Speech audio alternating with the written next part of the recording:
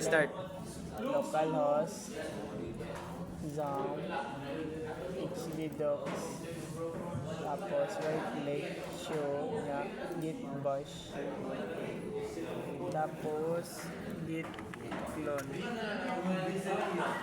space, balik ka dire, copy, tapos git bash ka,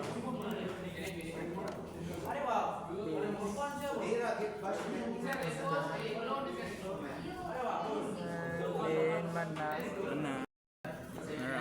Ang kuan link. Bright man ni ang gi-off ang gi-X ang git bash i-open ang dire ka mag git bash. Atong mga na-X code datra. nasulod na Waloy mana na. dito code na dito. Git code na diretso. And then done. Katong wala gi-X ang ilahang git bash, this is your code from CD mini framework and then code dot.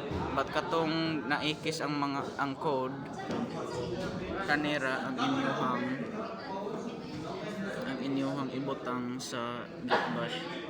Automatic ra ni og open si Visual Studio. Siya sa packages. Mga code so instead nga mo use ta og daghan nga require, di ba kung mag-import ta sa PHP og file, di ba mo gamit tag require yung keyword, di ba require niya ang import sa PHP, no? That is the import of PHP. Require once nya kung sa asa ang file. Okay, so kani kinado sa vendor nga folder nya autoload at PHP. Now sa gibuhat ni composer diri is i-autoload niya ang aduang mga files. So anything nga naa sa sulod sa app nga folder kani sa babaw, kani app nga folder, any files dira nga gamito nato, automatically siya ang mo require. No need na nga i-require na po sa baba. Sa daw ang structure sa Laravel. I-copy na nila mo siya.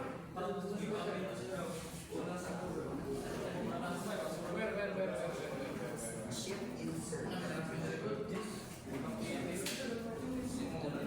Okay, mag-download na siya ang Laravel. So kabantay mo composer. Na-download si composer o Laravel. Composer lang mo sa Kaya ayaw na siya problema. Ipakita na ako ang zip sa ang kanang files na ano na mami sir? Composer gamit ano? Isa-usa lang doon. Marami na sir. That you open some i-on lang ang duha. That they press this and then gawas na si localhost. Sample.